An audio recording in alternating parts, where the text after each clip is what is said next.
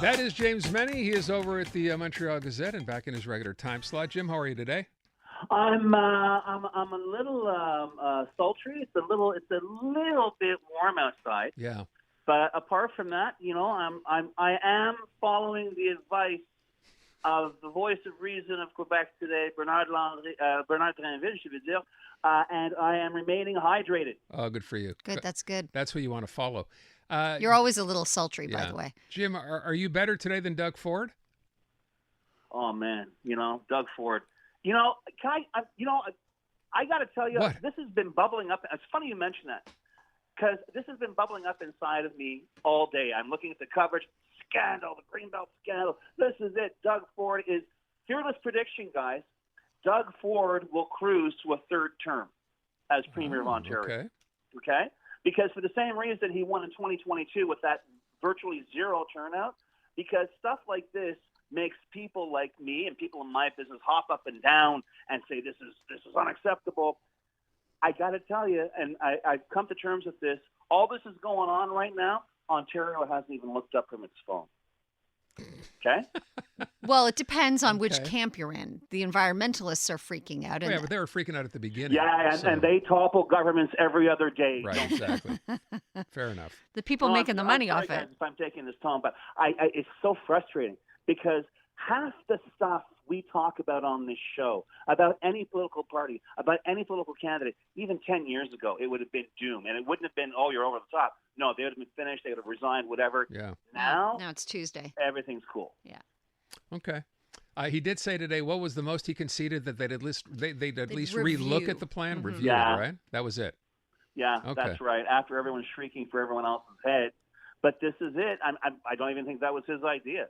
But his entourage understands that, especially if you look into something in great detail, the public, the theoretically outraged public starts getting all twitchy and wants to swipe left because it wants to talk about something else. Okay. So what do you think then about Doug Ford and other premiers deciding to call out the Bank of Canada and say, no, we don't want you to raise interest rates. Please give us a pause. Is that acceptable for premiers to be I think making it's those absolutely demands? ridiculous, and it's cheap populism. Interesting. And to his credit, I don't know if you guys saw the news this afternoon, Francois Legault, and longtime listeners know I'm no fan, refused to do so, saying that they have a job to do to reduce inflation. It is why they exist.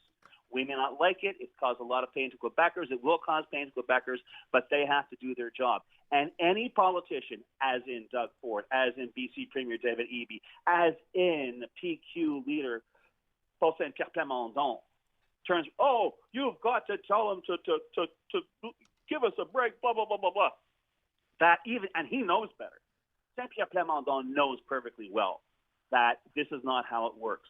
And if you want an example of why this is not how it works, lest we forget, Pierre Poilievre, everyone's favorite conservative leader, said when he becomes prime minister, he will fire the governor of the Bank of Canada. We will not forget that in crypto, right? And Bitcoin. Those are the two things that I think are going to stick to him for a while. That was the other financial tidbit that he dropped on Canadians. So thank you for remembering that. I wonder, though, and I love that you said that, Jim, because I was thinking that same thing today. So David Eby goes first, and we're like, wait a sec, what are you doing? This is a non-political body, the Bank of Canada. Yeah. What are you, scoring political points? And then 2 days later, along comes Doug Ford to basically do the exact same thing. That's really cheap politics, I thought. It's cheap politics, and I hate to say it this way. It's the kind of cheap politics that'll work, and I want to choose my words carefully, but by and large, your average Canadian, your average Quebecer has an astounding level of financial illiteracy. We have talked about this on the show. I've done segments of it on CJAD, and it is terrifying. Most people don't know. It's even when I was talking about Francois Legault's Facebook post yesterday, when he talks about his mother back in the day, back in the 60s, she had a little envelope to pay this, an envelope to pay that. A lot of people don't even know that basic economic rule. And you can also turn around and say a lot of people, not all of them, but a lot of them who are in trouble. And I'm not talking about mortgage holders, but if you're living paycheck to paycheck, in many cases, a lot of people were out there spending money they didn't have. Yeah. So to turn around now and say, oh, no, look at the cost of living and this and that and blah, blah, blah, blah, blah, blah.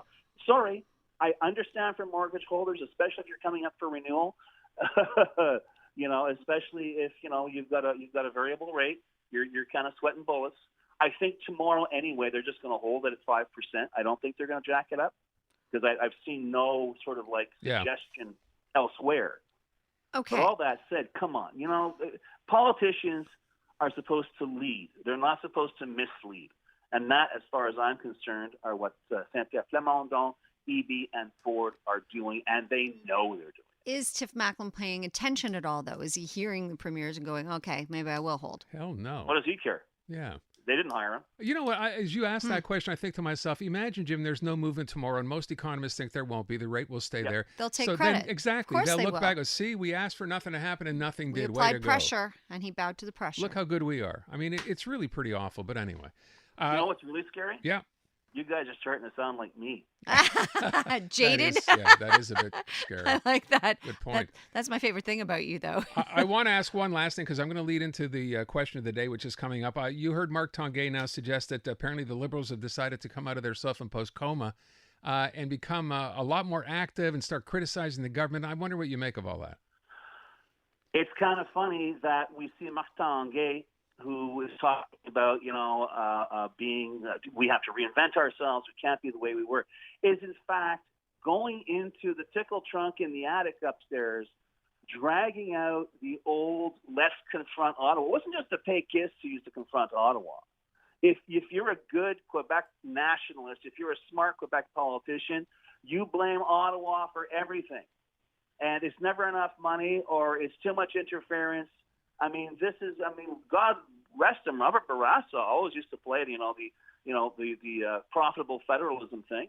And now, in order to bolster their image, they're going to turn around and start stomping on Ottawa. And you know what? It's going to work because right now, Ottawa, i.e. the government of Justin Trudeau, is probably the most stompable political entity in the country. So, why not? And at this point, anyway, I mentioned the tickle trunk. That's the only costume they got left in there because everything else is eaten by moths. Yeah, that's a very good point, too. I just, we're seeing a story now. Apparently, did you see this? Yeah, who is this? Frédéric Beauchemin now saying he's Seekless. Who is Frédéric Beauchemin? Apparently, Jim's quite impressed. So okay, that's the best line of this entire segment. Who is that? Frédéric Beauchemin is a Liberal MNA who actually represents a Montreal area riding. He's been out there and he's been saying, I've been talking to people and I might be interested in running for the leadership. The puck is in the middle of the ice. It's just a matter of going out there and getting it. Although if you continue the metaphor at the moment, it's not that difficult, Monsieur Beauchemin. There isn't anybody on the other team.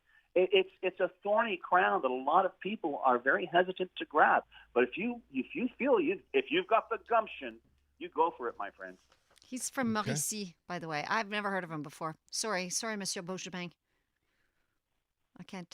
Okay, well, once again, it speaks volumes. Yeah, it does, doesn't it? And it speaks volumes about the state of the Liberal Party. He also said today that Mark Tanguay, in this, I guess, presser that he held, whatever, he said that he's very confident that when the race is finally launched, I guess that's for the Liberal leadership, it'll be a real race.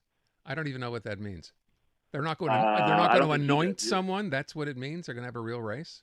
Well, listen. Maybe they've got a secret weapon. Maybe there's somebody standing in the wings. Maybe there's, as I said, yes, as we sort of alluded to, the White Knight. Maybe there is a White Knight. They're just looking for a horse. But I got to tell you, nothing I've heard. Even this week, I know they're having a pre-session convention. I've heard nothing from the Liberals that makes me go, hey, wait a second, they might be onto something. As I say, the most eloquent statement I've heard about the Quebec Liberals was just made less than 2 minutes ago on this show. Who's that? There you go. James Mennie at the Montreal Gazette. Thank you, Jim. Adamant.